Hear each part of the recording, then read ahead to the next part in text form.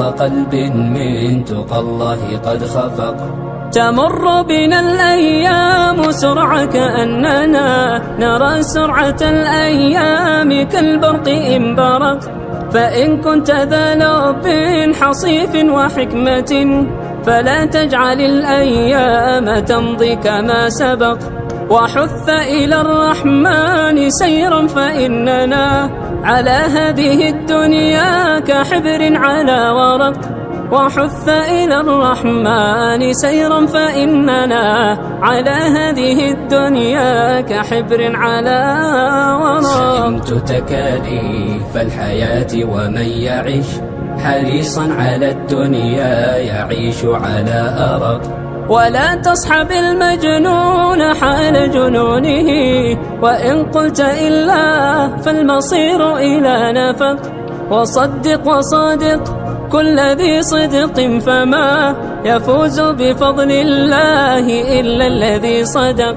ويا ليت في الدنيا يكون شعارنا إلى الله نمضي يا هنيئا لمن سبق. ويا ليت في الدنيا. بسم الله الرحمن الرحيم. الحمد لله رب العالمين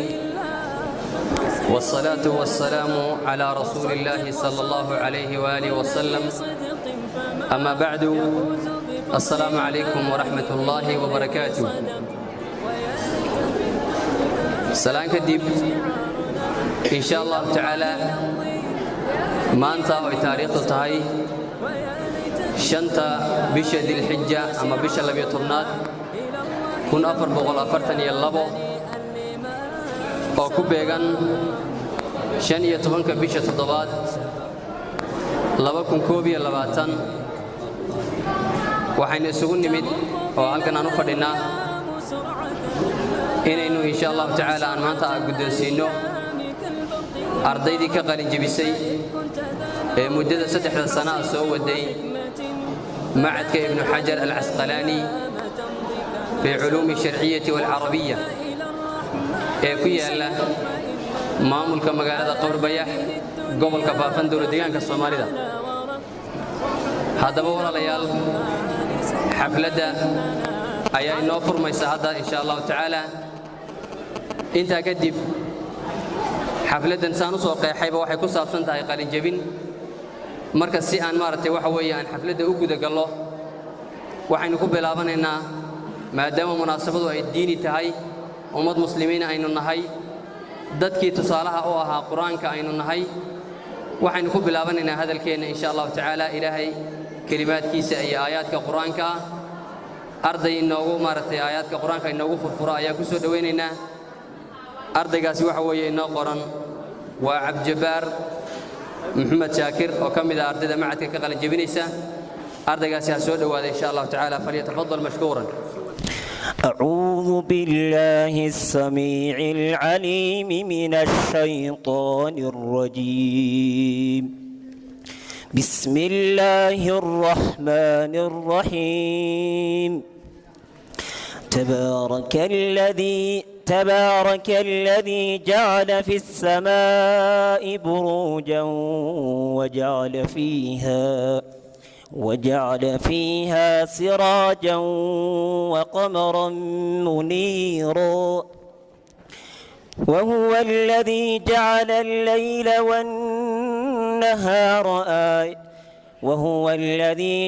الليل والنهار خلفة لمن أراد أن يذكر أو أراد شكورا. وعباد الرحمن الذين يمشون على الأرض هونا وإذا خاطبهم الجاهلون قالوا سلاما. والذين يبيتون لربهم سجدا وقياما. وعباد الرحمن الذين يمشون على الأرض هونا وإذا خاطبهم الجاهلون قالوا سلاما. والذين يبيتون لربهم سجدا وقياما والذين يقولون ربنا اصرف عنا عذاب جهنم إن عذابها كان غراما إنها ساءت مستقرا ومقاما والذين إذا أنفقوا لم يسرفوا ولم يقتروا وكان بين ذلك قواما والذين لا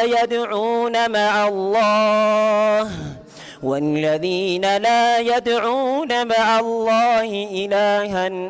آخر ولا يقتلون النفس التي حرم الله إلا بالحق ولا يزنون ومن يفعل ذلك يلقى أثاما يضاعف له العذاب يوم القيامة ويخلد فيه مهانا إلا من تاب وآمن وعمل عملا صالحا فأولئك يبدل الله سيئاتهم حسنات وكان الله غفورا رحيما ومن تاب وعمل صالحا فإنه يتوب إلى الله متابا صدق الله العظيم. aad buu mahadsan yahay ardaygaasi ilaahay subxaanahu wa tacaala miisaanka xasanaadka ugu daro aayaadka qur-aanku inagu dul aqriyey intaa kadib insha Allah xafladdu inoo furan tahay mas'uuliyiintii aan sugaynayna way inoo yimaadeen si toos ah ayaan xafladda hadda u bilownay oo aan u guda galnay kelmadda xigta maaragtay waxa weeye munaasabadan iyada maanta ku haboon waxaan siinaynaa insha Allah tacaala maamulihii macadka muddada inta leeg maaragtay la soo daala dhacayay ardaydu halka ay maanta maraysana ilaahay sababtiisa iyo ogolaanshihiisa ku soo gaarsiiyey ayaan maartay kelmad siinaynaa kelmadaasina marka waxa weeyaan waa warbixinta macadka ay maartay kelmadu daaran tahay waana maamulo waxa weeye Sheekh Cabdalle Umar Cabsalaan ayaan kelmadaas siinaynaa insha Allah tacaala falyatafaddal mashkuuran ma'juuran biidhnillah. الرحمن الرحيم الحمد لله رب العالمين والصلاة والسلام على رسول الله صلى الله عليه وسلم أما بعد ولا ليال مركب الرئيسة إلهي سبحانه وتعالى أين مهدنينا أولا وآخرا والرئيسية ضمبيسبا إنه سورتقليي magaaladeenii qabri bayax inaynu isugu nimaadno maanta xaflad marka ku saabsan arrimo diineed run ahaantii waxa weeye mayna dhici karin ama ma dhici karin sanawaad ka hor arrimahan oo kale ilaahay baan ugu mahadinaynaa mahaddaas kadib insha Allahu tacaala waxaan u celinayaa mahad dadka ka soo qayb galay dhammaan oo ugu horeeyaan mas'uuliyiinta dawladda culimadiinka hooyooyinka iyo dumarka ardayda iyo dhammaan ka soo qayb galayaasha maxaa yeelay man laa yashkuri naasa laa yashkuri illaaha qofkaan waxa weeyaan dadka u mahad celinin ilaahayna subxaanahu wa tacaala uma mahad celiyo dadka waxa weeyaan waqtigoodii xilligoodii qaaliga ahaa maaragtay soo bixiyey ee halkaa fadhiyey sidoo kale waxaan idinka warramo macadka ibn xajar al-asqalaani culumta shareecada iyo arrimaha luqadda carabiga waxa uu bilowday boodhkaas sida ku taala taariikhda waxauna ku soo gabagaboobay maanta oo ay taariikhdu tahay bisha shanaad bisha waxa weeyaan toddobaad 15keedii oo ku beegan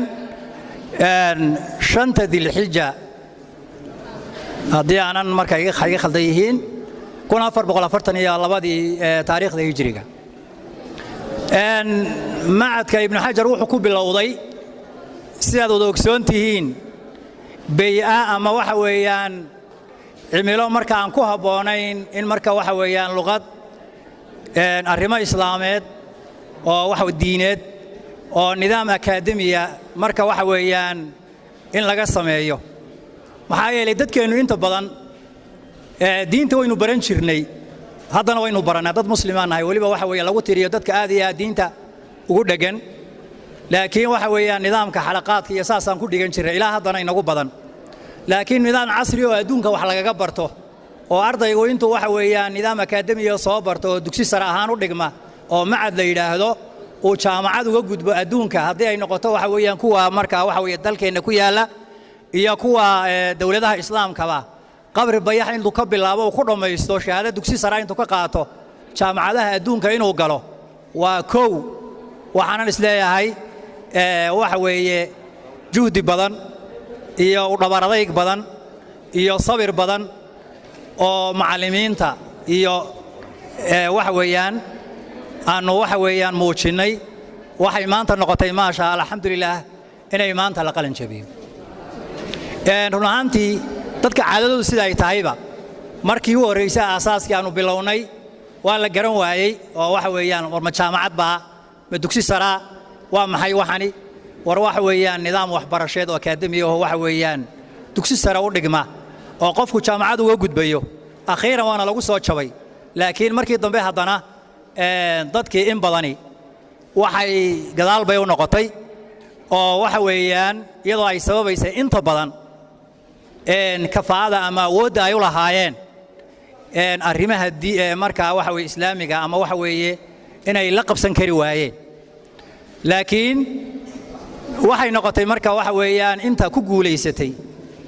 ardayda marka maanta joogta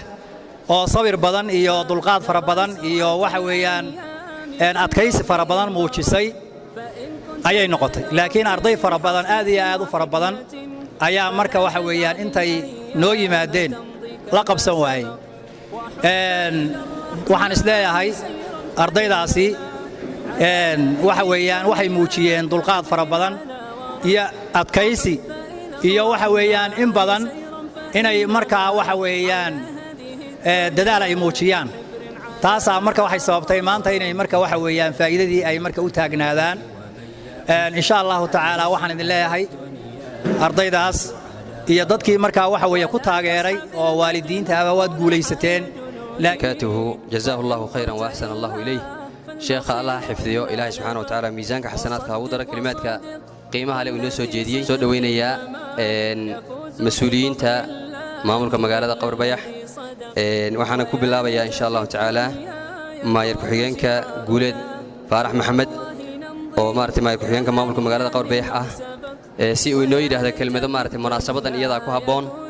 ayaan ku soo dhaweynaynaa insha Allah maayir ku xigeenka falyatafadal mashkuuran insha Allah maayir xafladda maanta asku timaadeen annagana aad nagu maxsuunteen nagu martiqaateen aad iyo aad baan uga mahadcelinaynaa mas'uuliyiinta macadka iyo dhammaan ardaydii waxa weeyaan macadka ka qalin jabisay waqtigan aynu joogno waxa aad iyo aad loogu farxa ah dufcaddii ugu horeysay oo tira intaa leeg inagu og waxa weeyaan waqtiga yar uu macadku aasaasan yahay tira intaa leeg ka qalin jabisay oo aad iyo aad loogu farxo in ka waalid ahaan macnihii caruurtooda iyo ma garanaysaa markii ay waxbarashada dugsiga dhammeeyaan in tan iskuulka markii ay dhammeeyaan ama iyagiioo ma garanaysaa labadoodiiba laysku dhex wado oo tii culumtii kalena shareecadiina la geeyo waa mid aad iyo aad loogu baahan yahay marka waxa aad iyo aad loogu farxaa annaguna maanta aanan waxa weeyaan farxadda aan soo koobi karaynin sidaa quruxda badan gabdha intaa leeg oo tiradooda dhantaa 11 iyo wiilal tiradooda dhantaa 10 in ka qalin jabiyaan maanta macadkan oo wax aad iyo aad loogu farxo waxaan rajaynaynaa intaa iyo in ka badan insha Allah ta'ala sanadka xiga in ka qalin jabin doonaan innagana waxa leenaga rabaa dadaal in la daba taagnaano ka waalid ahaan caruurteen inaan ka warhayno waxaan ognahay hadda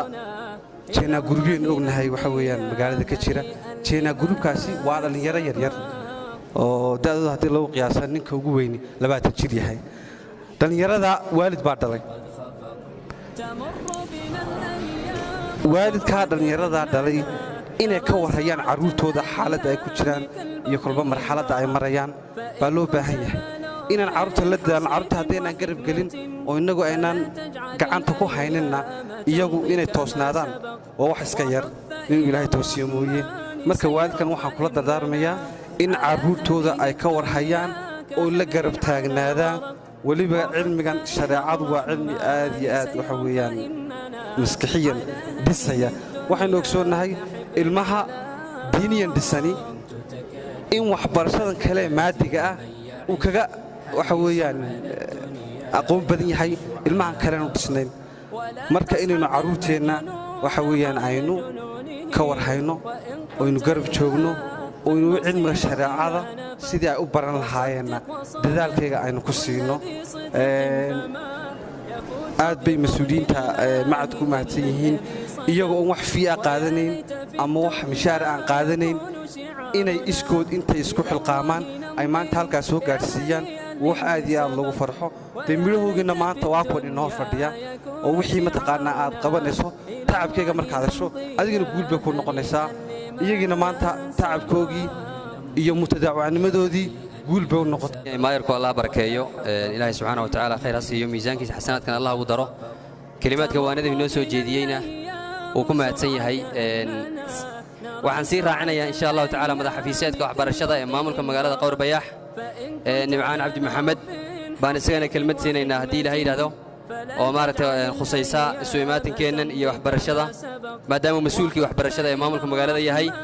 arrimahana ay isagoon wada hoos tagaan isagana waan ku soo dhawaynaynaa insha allahu tacaala falyatafadal mashkuura in maanta aan soo hor fadhiisano arday tiradoodu intan dhan tahay oo maanta ka qalijabisay ruucda ee kala duwan ayaa maanta waxay noo tahay farxad awal hore waxaan arki jirnay un arday mataqaanaa quraanka dhammaysay oo halkaa ku joojisa maanta waxaa mahadda koowaad waxaa iskale ilaahay taa ka soko culummadan fikraddan keentay xaqiiqdii fikraddan waxaa fikrad aad loogu baahan yahay maanta waxaan ognahay magaaladan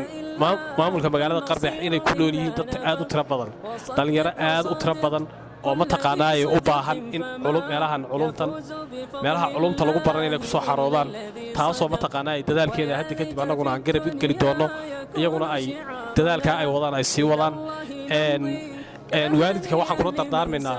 in mataqaanaa carruurta marka ay quraanka dhammeeyaan inaan la sii daynin macadyada nooca macadkan in lagu soo xareeyo oo mataqaanaa ay cilmiga sii wataan annaga ka xafiis waxbarasho ahaan wixii roolkayaga ah waan garab taagannahay macadka waxa la wixii nooga baahdo dhankayaga waan garab taagannahay ee taageero ah marka waxaan kula dardaarmaynaa bulshada Qarbeex waxaan kula dardaarmaynaa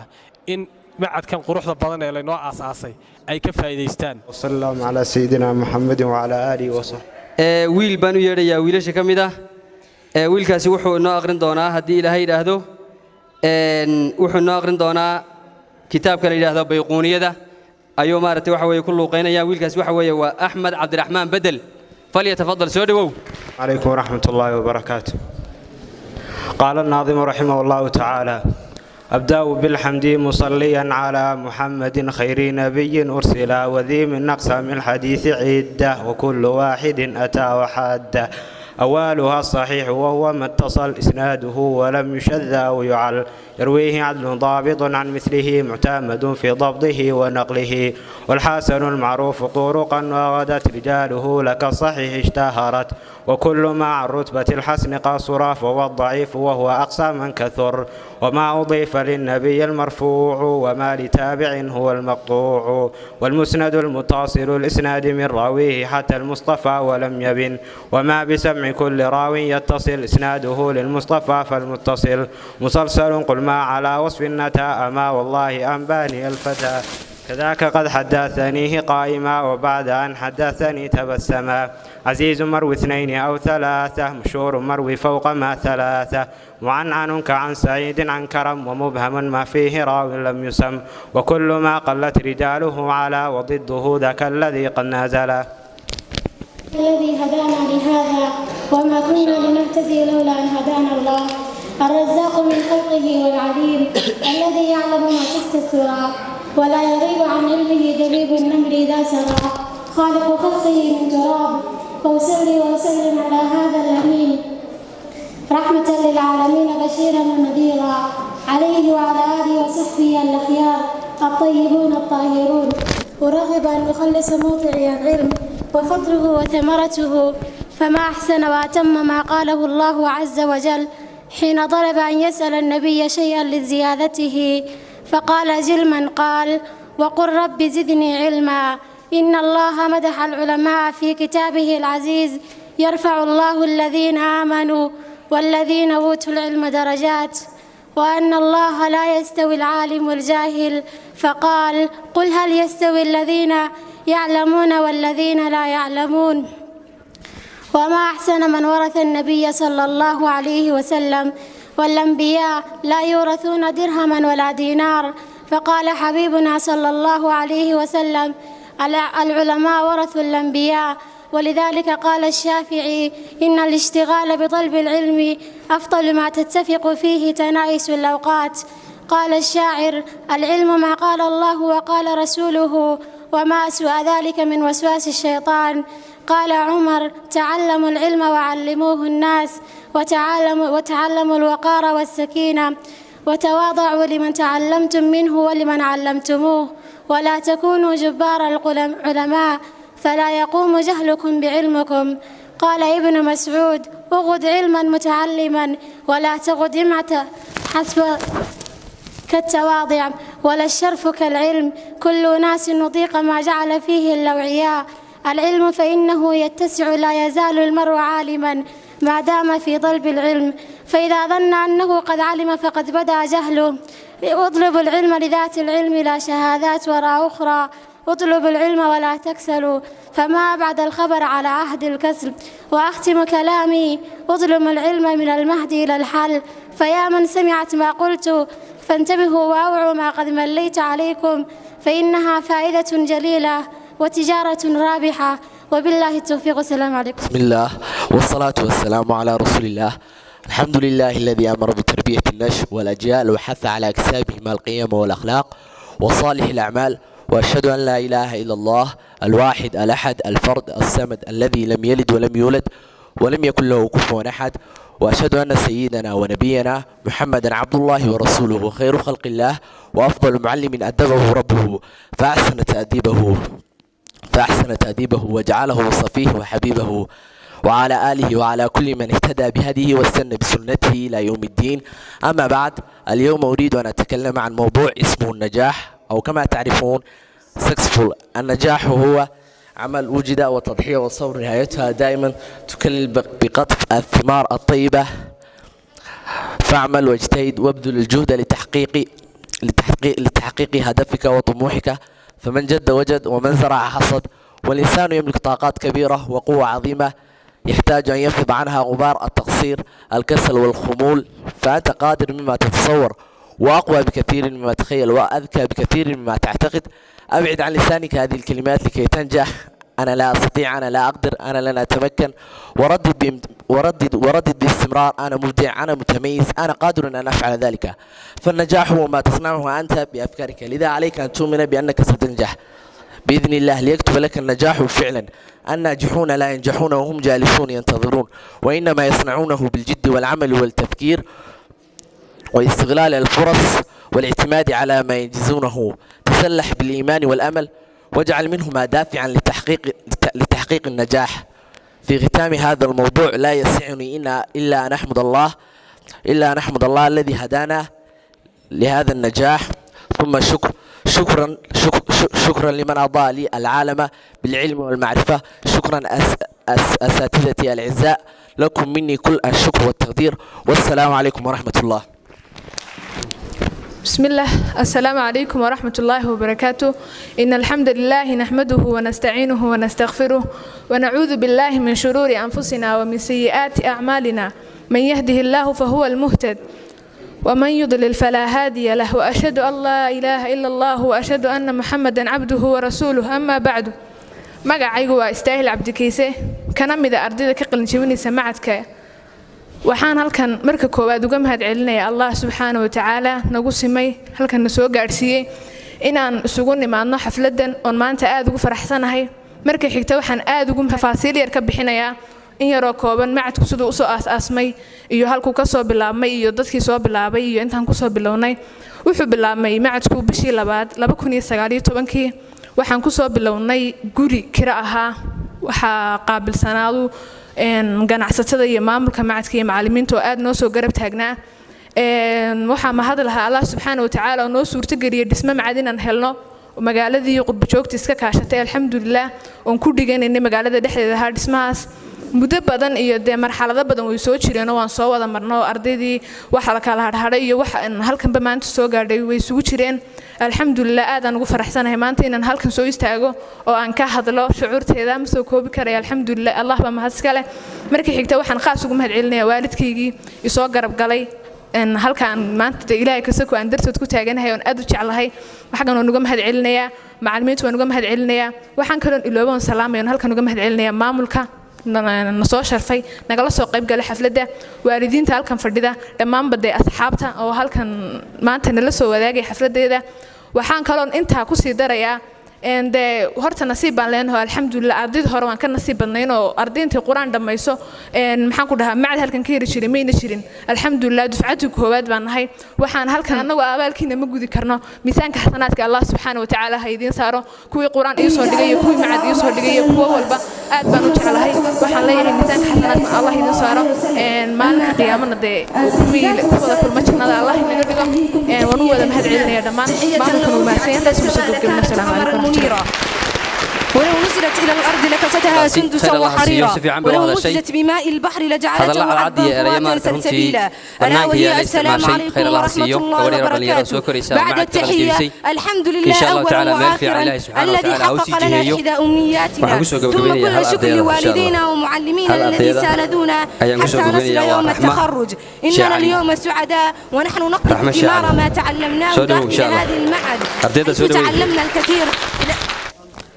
حيث تعلمنا الكثير خلال فترة الدراسة من علوم شرعية وعربية كما تزودنا منه من معارف واسعة نحن نحتفل اليوم بحصول العمل الجاد ونهنئ أنفسنا إلى حصول إلى هذه اللحظة التي ترافقها السعادة أريد أن أقدم لكم شعرا من الأداب العربي إذا القوم قالوا ما فتى خلت أنني عنيت فلم أكسل ولم أتبلدي ولست بحلال السلاع مخافة ولكن متى يسترفد القوم أردفي وإن تبغني في حلقة اليوم تلقني وإن تلتمسني في الحوانيت تصددي وإن يلتقي الحي الجميع تلاقي إلى ذروة البيت الشريف المسمد ألا أيها الزاجر احضر الوغى وأن نشد للذات هل أنت مخلدي فإن كنت لا تستطيع دفع منيتي فدعني أبادرها بما ملكت يدي فإن كنت لا تستطيع دفع منيتي فدعني أبادرها بما ملكت يدي أرى قبر خبير نحيم بماله كقبر غوي في بضالة مسد أرى العيش كنزا ناقصا كل ليلة وما تنقص الأيام والدهر ينفد أخيرا أتمنى لنا جميعا النجاح في الحياة المستقبلية وشكرا لكم على حسن استماعكم والسلام عليكم ورحمة الله وبركاته. سبق ويا حظ قلب من تقى الله قد خفق تمر بنا الأيام سرعة كأننا نرى سرعة الأيام كالبرق إن برق فإن كنت ذا لب حصيف وحكمة فلا تجعل الأيام تمضي كما سبق وحث إلى الرحمن سيرا فإننا على هذه الدنيا كحبر على ورق وحث إلى الرحمن سيرا فإننا على هذه الدنيا كحبر على ورق أنت محد ديني عن خلق من الله سبحانه وتعالى لما أنت هرتان أحسنه أنا وشرنه تامر كان كجبو وحان آد مارته وهم بلينا وندعينيا macallimiintii inta badan u soo samirtay ee halkaas soo gaarsay iyaguna mushqaayado qaataan nabiga calayhi salaatu wasalaam khayrukum man ta'allama qur'aana wa 'allamahu taa mushqaayado qaataan ilaahay iyagii eelkoodana ha barakeeyo taana macallimiinta aad baan ugu ducaynaa in yaroo kale oo dardaarana janska haddaan ka faa'iidaysto waa shay horta waxaan aan maanta ka qalajibino waa shay qaali ah weeyaan waa shay muhiim ah weeyaan waa shay raasimaal fi dunya wal aakhirah shay raasimaal weeyaan fadhiyo badan iyo xaflado badan ayaan halkan maartay la isugu yimid ama goobo badan ba ka dhaco isku mid maaha waa kala dhigri weeyaan ilaahayna raalli ku kala yahay aad iyo aad baan u hambalyeynaya aadna waan ugu faraxsanahay waxa kale oo aan in yaroo dadaarana ardayda odhanaya waxa weeyaan waynu u qalin jabinay kamaynaan qalin jabinin waynu u qalin jabinay arrintaas waa arrin muhiim ah waan maahin waa la fahmay arrinta waxa weeyaan waan qalin jabiyay qof markuu leeyahay macnaha wastigooti oo u qaadan macnaha aqoonsi baan qaatay maaha waynu u qaadanaynaa waxbarashada baan u qaadanaynaa waynu u qalin jabinaynaa taasina waa taas oo qofku markuu ardayga yahay uu diin leeyahay waxa weeyaan qofku markuu qalla qaliilan wax yar 500 oo qaba qof buu sabab hidaayo ugu noqon karaa inuu sunta iyo shaxxumada uu ka sifeeyo oo ka saaro taana waynu u qalin jabinay allah inoo sikhro ka ganacsataan haddii ilaahay nimcadan hadda ina siiyey oo inoogu soo wado oo nabadgelyada sidaan oo hello ilaahay wixii uu saa inaga hayo إن شاء الله وحوين هرتم هنتك واحد كقارس وافكر كوين إن شاء الله وحن رجينا إن دكسيوا وين أو مرايا كسميسن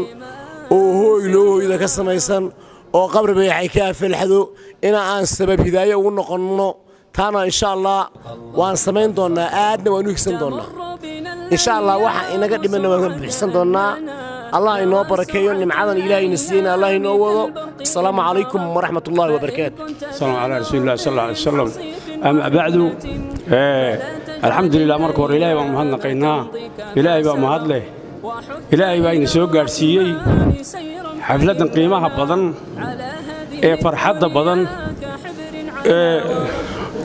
سيدة قروح إنه سيدة ونأكسن لوقف فرحسن الله أحسن حمدينا مركو قرص الحمد لله رب العالمين إنت كبعد ولا ليال وحوي الحمد لله وقتي أين أنا ذكر قاعدين بنسيو قاعدين إلهي نوبركيو وحي هابونا يوردن iyo wixii ducaa ahaa iyo wixii munaasabadan ku haboonaa oo dhan culimada ka soo sheegaysay ragii horeeyay aanu hadal badan oo kale ku dari maayo in yaroo gubaaba ah oo dhalinyarada iyo ardada ku saabsan yaan ka yar shanqarinaya horta waad fiicantiin oo waqti wanaagsan baad soo gaadheen aniga iyo intii ila daa'id waqtigan quraanka dhigan jirnay arday kolku quraanka dhameeyo xafladan oo kale horta ma heli jirin xafladda ugu weyn ee naloo qabtaa waxay ahayd busbagla yar wax la yiraahdo garow lagu daray in yaroo subag iyo in yaroo caana oo geed hoosti lagu yar cunay ama haddii la doono carruurtaba faraqa loogu shubo ayaana lagu macsuumi jiray carruuray ma garateen arrintan waxaan maleeyahay idinkama sheekaynin annaga xafladdan loo qabtaa kolkan quraanka dhamayno horta taasay ahayd marka ilaahay ugu xamdiya idinku xilligan aad soo gaadheen waxa weeye ducaad hesheen oo farxad fara badan baad hesheen oo faa'iidaad hesheen oo muxuu ahaayey wax dee casri baad la kulanteen alxamdulilah dhah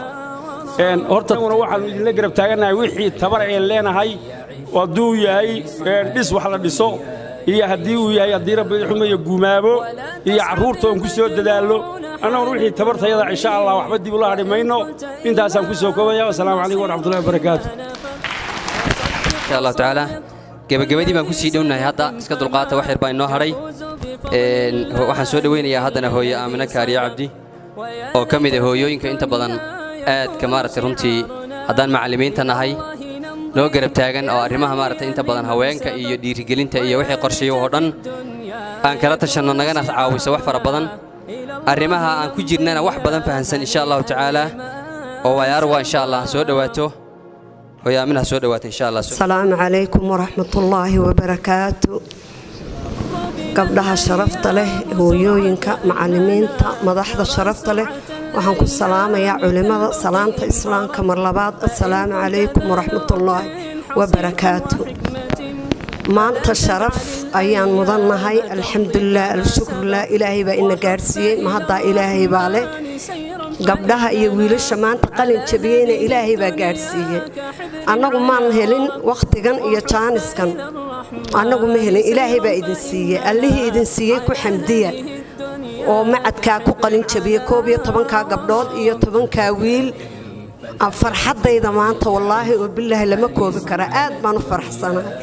waayo qabri bayaxo waxaan ogaa hal madrasada ka furnayn xasan baraa furay wixii la ogaa baa la sameeyey caruurtayada annagoo dhowr qof adeero sheekh bashiir allah u naxariisto cadaani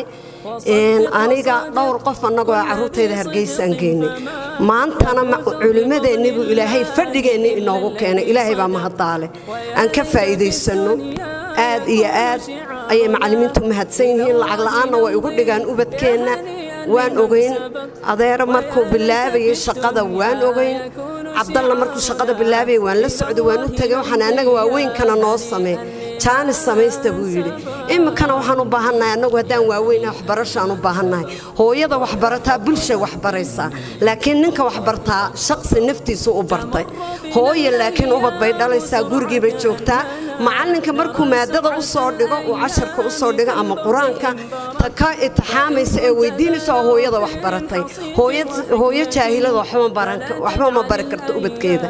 waayo anu iskuul baan dhigtay caruurtayda iskuulka waan ka caawiyaa qur-aanna iminka intay macallimiintu noo timi baan bilaabay ilaahay baa mahadle awal maanan aqoon ma dhiganin waxaa maan dhigan biology chemistry physics waxaasaan baranayay waxaana aakhira ima raacayaan inkastoo tacliintu fiican tahay laakiin diiniyan baa ku raacaysa macallimiintaa tidhi waan idin caawinaynaa macad kalena waan dhisanaynaa waayo khamiis walba waxaan gurnaa ama 80,000 ama 70,000 ayaan magaalada ka gurnaa qabri bayax qurba joogteedana innagaa maanta u badan macad waan dhisan karnaa dhulkii waan iibsanay sida ugu dhaqsada badan baan dhisanaynaa macallimiinteennana waa inaan taakulaynaa hooyooyinka haddaan nahay alxamdulilah alshukrulah horumar baan gaadhnay ubadkeenni baa maanta quruxdaa iyo sharaftaa inoo wada hor fadhiya ilaahay baa ina siiye waa inaan ilaahay ku mahadinaa mar waxaa jirta aan nala odhanaya ha tukanina halkeed istaagteen saddex ilaah baa jira koofiyad laxooxda nala odhanaya maantana meel alla meeshaan doonnaan wax ku baranaynaa meel alla meeshaan doonno ilaahay baa ina gaarsiiyey maamulka kuwa inoo ah waa kuweennii kuwa waxina baraya waa kuweennii waxaan u baahannahay maamulkeennaan weydiisanaynaa allah wixii ka sokeeya waan qabsan karnaa insha allah ilaahayna wuu inala garab gelayaa masaajidkaa hadda hadduu dhammaada waxaan ku xijisanaynaa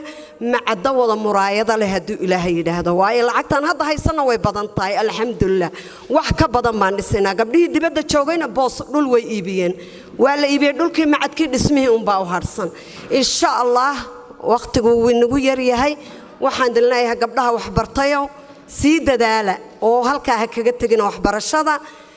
wiilasha waxbartay oo idinkuna halkaa ha kaga tegina waan ilaahay ka cabsada marka waa inaan ilaahay ka cabsanaa hablaheenaan ilaashanaa wiilasheenaan ilaashanaa insha allah bidmillaah kan macallimiinta ilaahay wadamada kale ka keenay uu ilaahay noo keenayna ilaahay kor ha ka dhigo 10 barakaysan ee ilaahay ku dhaartayna kuwa jannada ilaahay geeyo sida halka iskugu nimi ilaahay hay naga dhigana jannada isku aragna الله الرحمن الرحيم إن الذين قالوا ربنا الله ثم استقاموا تتنزل عليهم الملائكة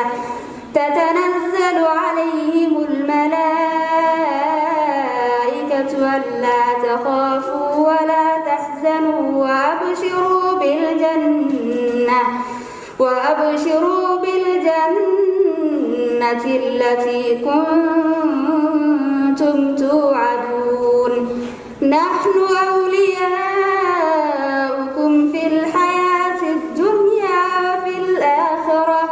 ولكم فيها ما تشتهي أنفسكم ولكم فيها ما تدعون نزلا من غفور رحيم ومن أحسن قولا ممن دعا إلى الله وعمل صالحا وقال إنني من المسلمين وما يلقى يلقاها إلا الذين صبروا وما يلقاها إلا ذو حظ عظيم وإما ينزغنك من الشيطان نزغ فاستعذ بالله إنه هو السميع العليم ومن آياته الليل والنهار سبق ويا حظ قلب من تقى الله قد خفق تمر بنا الأيام سرعة كأننا نرى سرعة الأيام كالبرق إن برق فإن كنت ذا لب حصيف وحكمة فلا تجعل الأيام تمضي كما سبق وحث إلى الرحمن سيرا فإننا على هذه الدنيا كحبر على ورق وحث إلى الرحمن سيرا فإننا على هذه الدنيا كحبر على ورق تكاليف الحياة ومن يعيش